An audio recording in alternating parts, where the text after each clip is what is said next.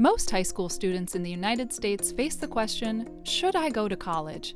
Is it worth it? Earnings statistics suggest very large returns to attending college. But is that a causal effect of college itself, or is it simply a reflection of pre-existing differences between people who go and people who don't? Chicago Booth's Jack Mountjoy sought to answer that question using large data sets on education and earnings spanning the state of Texas. So Texas is a great place to study this because in addition to just having great data, I'm able to link up students from their K through 12, sort of elementary school, middle school, and high school experience into where they go to college, if they go, how long they spend there, whether they drop out, whether they get degrees, and then I'm able to link that data up to earnings records that span the whole state. So I can basically follow most Texans from high school into college and into the workforce. So it's a great data set for thinking about questions of whether college affects people's life trajectories. Most of the 35 public universities in Texas use SAT or ACT score thresholds to quickly narrow the applicant pool. So what I found in the data is that almost all these schools have some test score, say an SAT of 900, at which if you score that 900, you have about a 70% chance of getting in. But if you score just below that, at literally an 890, the next possible score down, that probability of admission drops precipitously by about 30 percentage points. So just crossing this threshold of getting a 900 on the SAT instead of an 890 leads to this big discontinuous jump in the likelihood that a student gets admitted and ultimately enrolls at one of these public universities. The researcher collected data on students who had nearly identical test scores, but either just made or just missed the cutoff. And I can show that empirically that the students who are just above versus just below these admission cutoffs are very, very similar to each other in terms of their high school backgrounds, their family backgrounds. Everything that I can measure about them is very similar. So that sets us up for this very nice natural experiment of comparing students who got the chance to go to a four-year college versus those students who just barely missed out on that opportunity, but otherwise they're identical, which helps control for that big problem in the sort of ubiquitous statistics of comparing students who go to college versus those who don't. They're different in a lot of ways. When we zoom in on these admission cutoffs, we get rid of almost all those pre-existing differences. Among students who were barely rejected, about half ended up going to a less selective four-year school. The other half didn't attend a four-year university at all. The researcher then tracked these barely admitted and barely rejected students through the next 15 years of their lives, collecting data on their years of education, degrees, tuition costs, and earnings. And what I find is that just barely crossing this threshold does lead to a really meaningful increase in the amount of four-year college investment that these students make. So they end up spending about a full year extra at a four-year college.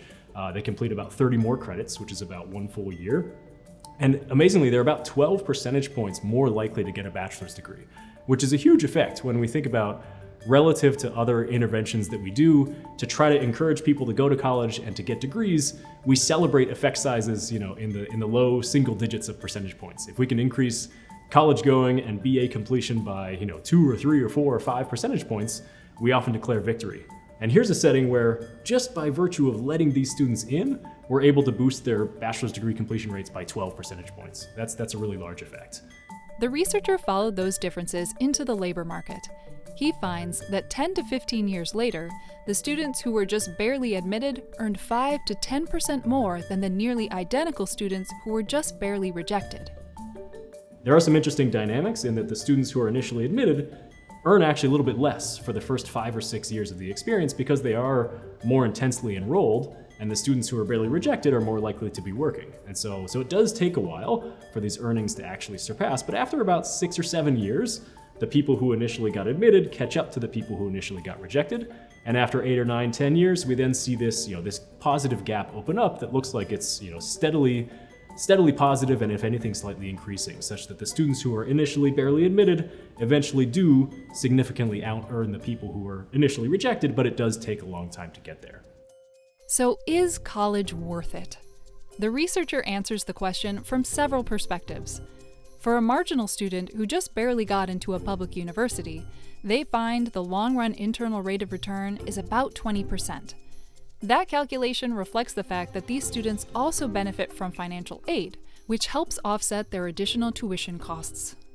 So from the taxpayer's perspective, they actually have to pay for all of this initial education, right? Because they are basically the ones subsidizing these marginal students to go to college. And taxpayers might wonder, are we actually getting a return on that investment? And because we do see these eventual earnings returns, that does boost tax revenues eventually. So as long as taxpayers are not incredibly impatient, there is a return on investment to the taxpayer as well, of about 3 to 4%. And then finally, I take the broader social perspective. As a society, we invest resources in these students to teach them, to have them go to college, that we could have used those resources for other purposes, like building bridges or roads or other infrastructure.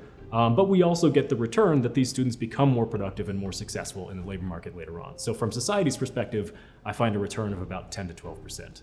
So students get about 20%, society gets about 10 to 12%, and taxpayers even get a return on this of about 3 to 4 percentage points. So what my results suggest is that, if anything, we're setting these cutoffs a little bit too high. We could be able to lower the cutoffs just a little bit, and those marginal students who would then be admitted would actually go on to earn positive returns for themselves, for taxpayers, and for society overall.